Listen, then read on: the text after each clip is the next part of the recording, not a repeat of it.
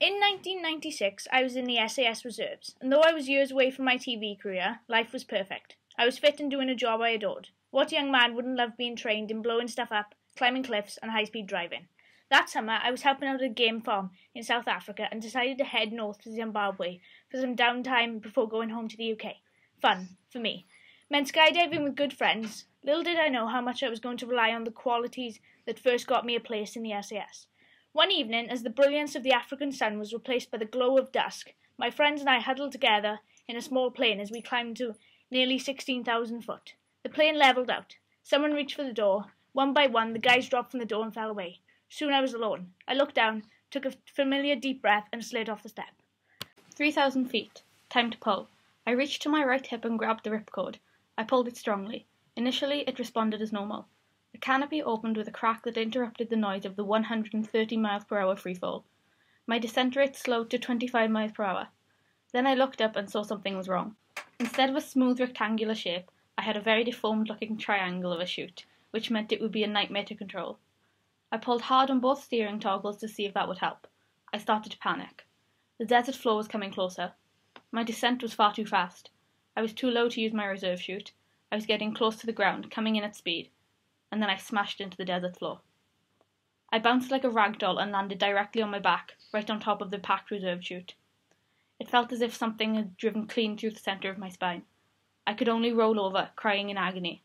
And in the pit of my stomach, I feared that my life would never be the same again. Ar ôl digwyddiad o'r math yma, roedd y doctoriaid wedi dweud wrth Grylls ei fod bron wedi ei barlasu gan y damwain. Y peth syfrdanol, felly oedd yr aeth ymlaen I weiddio ei freuddwyd o ddringo'r Everest, a bod y person ifancaf o Brydain I wneud hynny oedd 23 mlwydd oed. Cymerodd cryn dipyn o gymeriad iddo dynnu ei hun ar ei draed ac nid yn unig mynnu cerdded eto, ond dringo'r mynydd uchaf yn y byd. Mynydd lle roedd un o bob 6 person sy'n trio cyrraedd cop ar mynydd yn marw.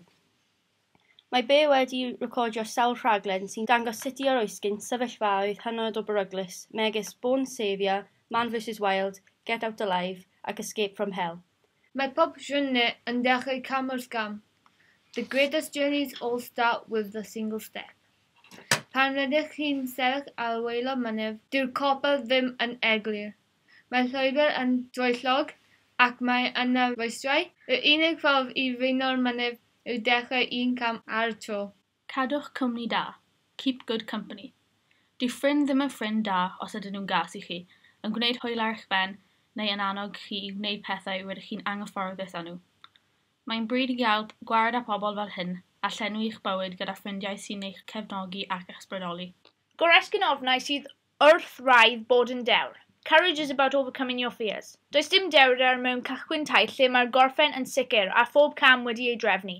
Mae dewrder yn golygu gadael y siwrne yn y tywallwch, lle nad yw'r ffordd ymlaen yn sicr, a gwynebu pethau rydym yn ofni'n mwyaf. Cymerwch cyfrifoldeb, padl I rownd cnw. Peidiwch disgwyl I unrhyw un arall i'ch achub chi. Byddwch yn barod I gymryd cyfrifoldeb dros eich bywyd a dewisiadau eich hun. Does dim pwynt ceisio beio eraill am eich camgymeriadau. Gweithredu'r allwedd I lwyddiant. Mae dyfal barhau yn talu ffordd. Them that stick it out are them that win. Tu ôl I pob person llwyddiannus, mae'n arrested hero fethiannau. Dyw pobl llwyddiannus ddim yn rhoi'r ffidl yn y to y tro gyntaf i'n methu. Maen nhw'n barod I gychwyn eto. Pan rydych chi'n barod I derbyn methiant, rydych hefyd ar y ffordd I brofi llwyddiant. Gwefio'n. Mae digo chymen yn pwysleisio'r fath bod angen I ni gwneud penderfyniadau drosto ni ein hun, am y fath o fywyd rydyn ni am ei ddilyn. Mae Bill Grylls yn dangos sut mae penderfyniadau yna gallu arwain at fethiant neu llwyddiant. A fywyd neu marwolaeth, mae'n codi cwestiwn am y fath o person rydyn ni eisiau bod.